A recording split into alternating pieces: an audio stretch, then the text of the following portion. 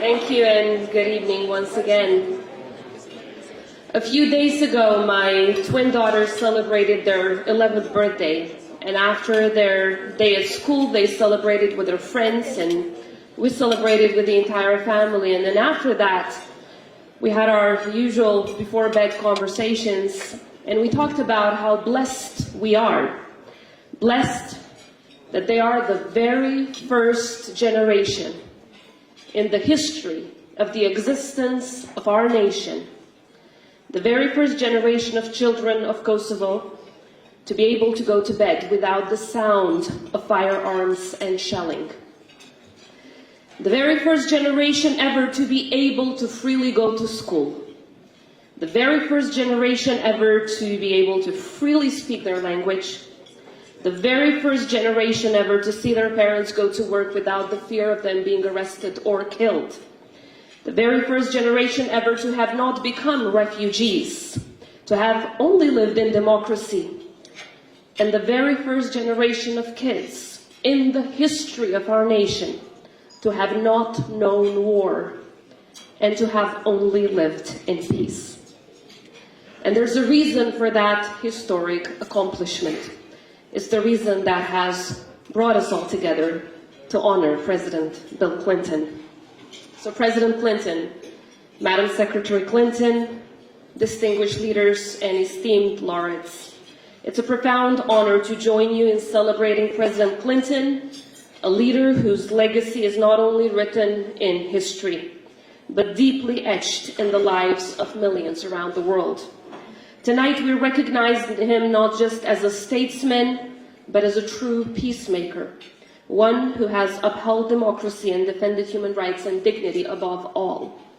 So leadership is often defined in many ways, but if we were to draw from the example set by President Clinton, I particularly say that a true leader is one who knows to distinguish between right and wrong, and then who acts with unwavering moral clarity to defend what is right.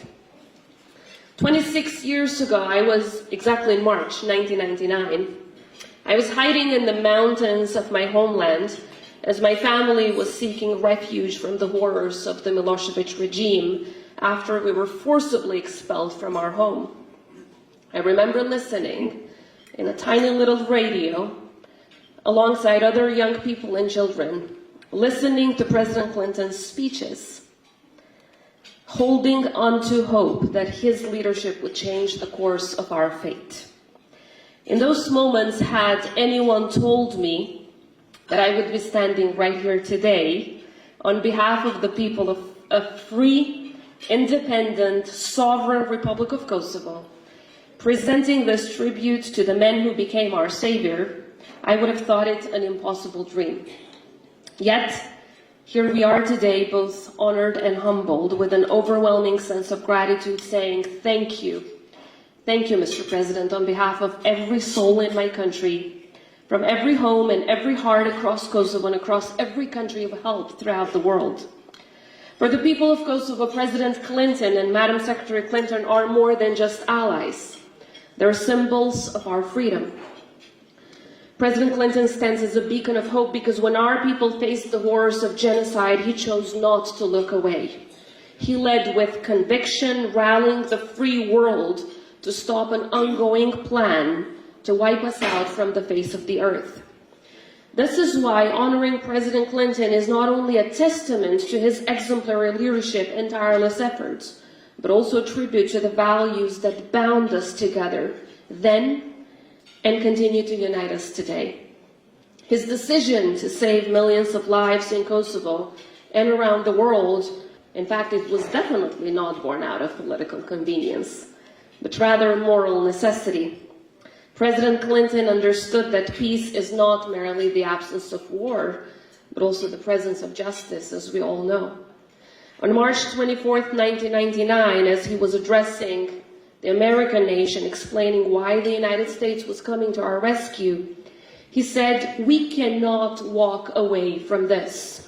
We cannot let genocide happen again in Europe. We cannot allow a brutal dictator violate the fundamental rights of an innocent people while the world remains silent."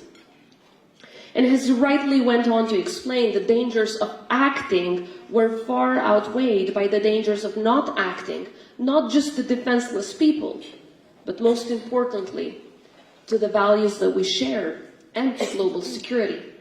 And because of President Clinton's leadership, the people of Kosovo were given the chance not to just to survive, but to become survivors who thrive. We were given the opportunity to dream, to rebuild, and to shape our own future.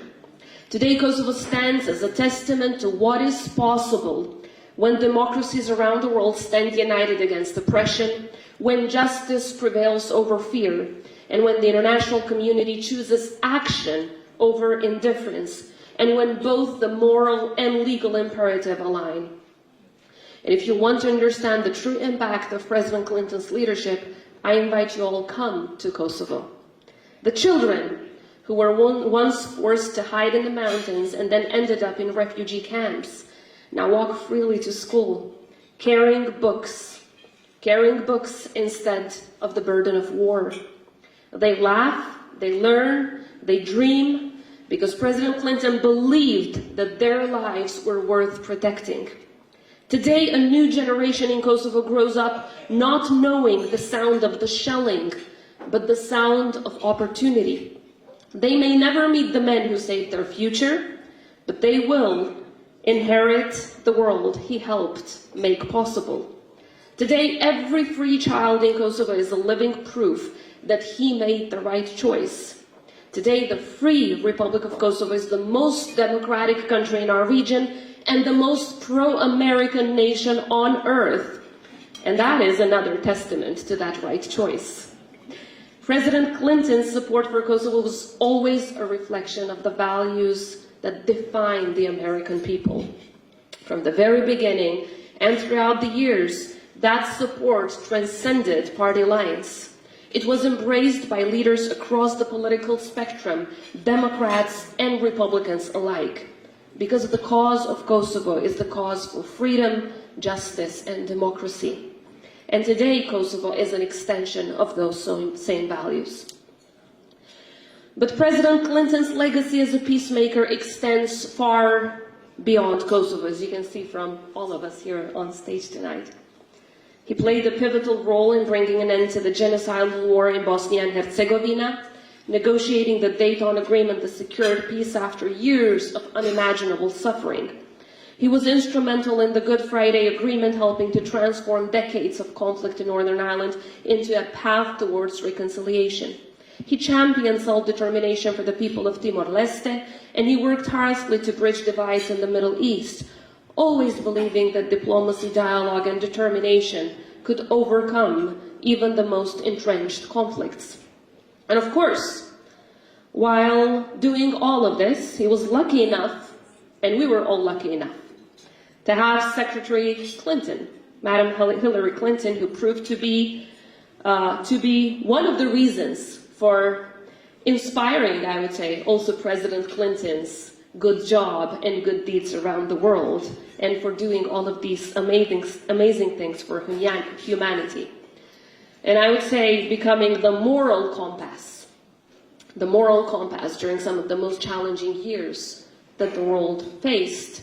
Initially as First Lady of the United States and later as Secretary of State, Madam Secretary, you stood by us in our journey, making sure that the people of Kosovo are not only free and sovereign, but also strong, prosperous, and ready to give back in defending our shared values as true allies of America.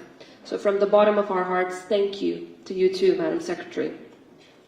Ladies and gentlemen, today we honor President Clinton as the peacemaker of the century, not just for the agreements signed, but most importantly for the lives saved.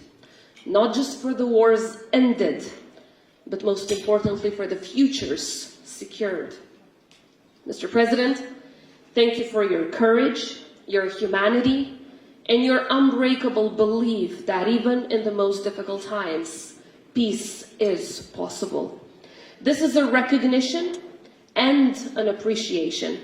Recognition of leadership, of courage and conviction, and consistent advocacy for justice and equality. And it's also an appreciation for your humanity, for your solidarity, and your commitment to standing on the right side of history. On behalf of all the people you helped save around the world, thank you. And most importantly, on behalf of all the children of Kosovo, the very first generation in the history of our nation, the very first generation to have not known war and to have only lived in peace.